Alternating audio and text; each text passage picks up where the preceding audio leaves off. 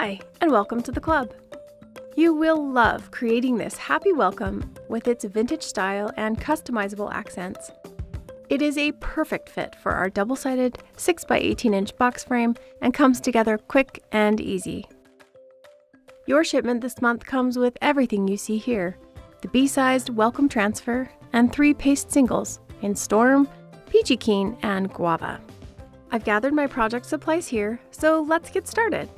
I'll begin with my transfer trimmers to cut along the provided lines. Using the first half of the word, I'll remove the backer and place it sticky side down on our fuzzing cloth, or you could use a terry cloth towel. This will just pick up a bit of lint to ease the adhesive and make it easier to remove from my surface after pasting.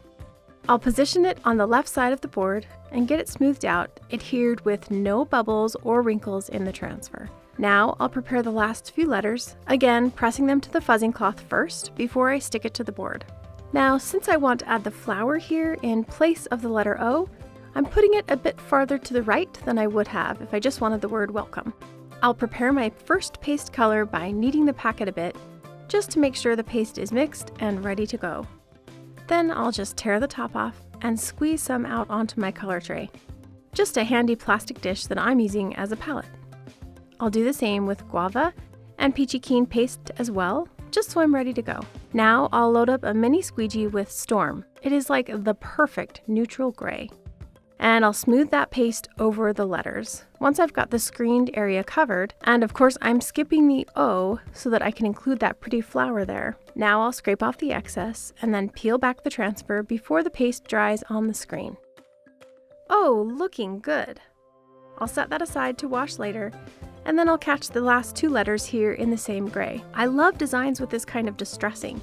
A little come and go makes it feel vintage and makes the design more forgiving. Now I'm ready to add the flower. I'll fuzz this piece first, just like the others, then get it placed right in the gap on the box frame. See? That will finish the word nicely. Now I'll use a clean squeegee and load it up with Guava paste. I love this color so much. It is a total favorite. I'll get it smoothed on here, covering the screen and removing the excess, then peel up the transfer.